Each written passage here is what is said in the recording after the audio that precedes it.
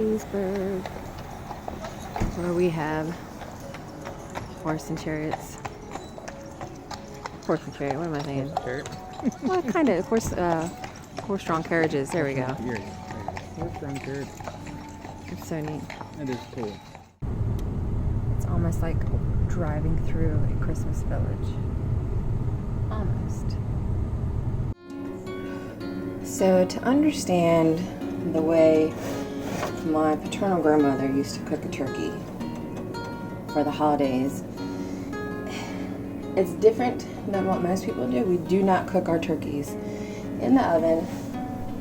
So what we're going to do basically is I use a big roasting pan like this that has a top and a bottom lid.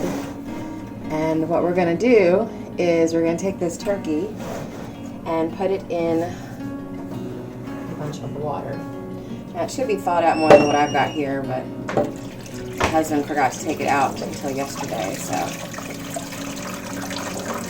what I'm doing is putting enough water. It looks like I need a little bit more. I want it about halfway. So we're going to pour a little bit more in.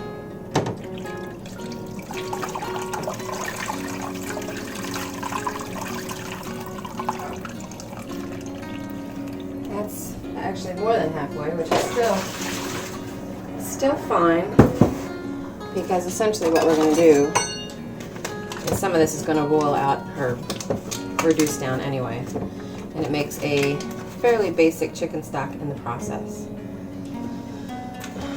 And then what I do is I'll take a chunk of butter, and we use grass-fed butter, and it's not going to do much as is, you can tell, but because it's, you know, the butter's cold, it's not soft.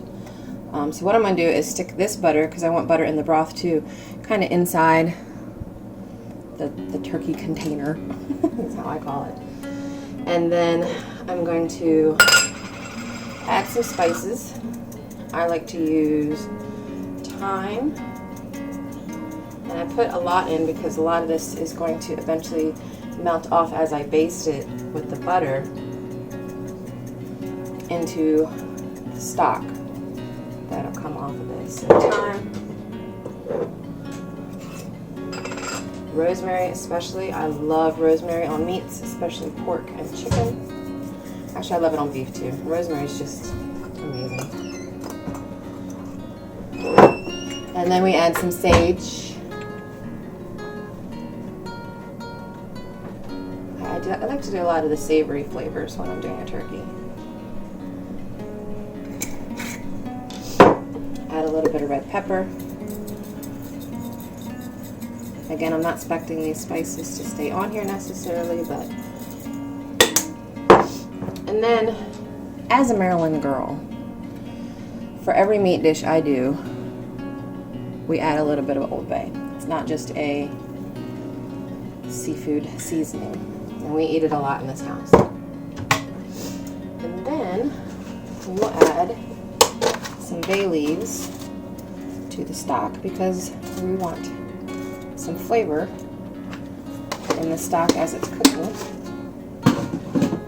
And I'll be using a baster to continue to put the water and the flavorings on the bird.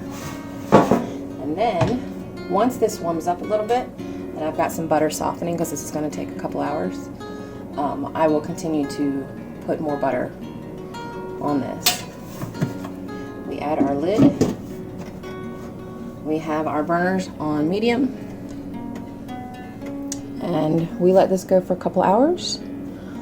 And technically, once this is done, we will put it in the oven for maybe 20 minutes on high, just to brown the outside, but that's it. It's a lot quicker, and to me, the steaming with the stock is what makes it really juicy. So we will come back in a couple hours and see how we're doing. One thing I did forget to add is I'll add onion and garlic powder too. Because who doesn't like onions and garlic? Except my friend Vicky at Little Creek Homestead, she's allergic to onions. But yes, add onion and garlic if you can, because it's delicious. Checking in on our turkey. Doing a little bit of basting. Everything's cooking nice and well. You can see the water boiling here.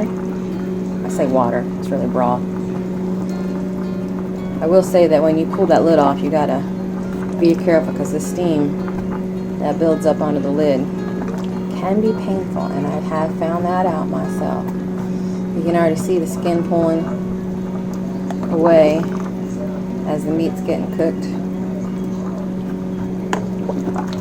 Now just take that nice juicy stock and baste it at least every hour or so. This has been cooking for 2 hours exactly. So we are not that far from completion, to be quite honest. We are about 3.5 hours in with our little turkey here. So I'm doing a quick temperature test. We're looking at about 165, which we are there in the breast. Obviously you want to do a couple different spots. In the chicken, we're good there because it's just going up. Oops, I guess I should film it, right? We are good there. We are good there.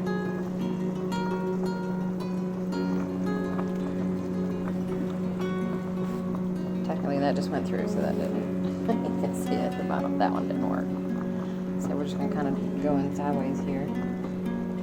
Yep, I think our turkey is done. So what I do at this point, turn off my burners, is I'm going to preheat the oven to about 400, which my oven does not so easy. What?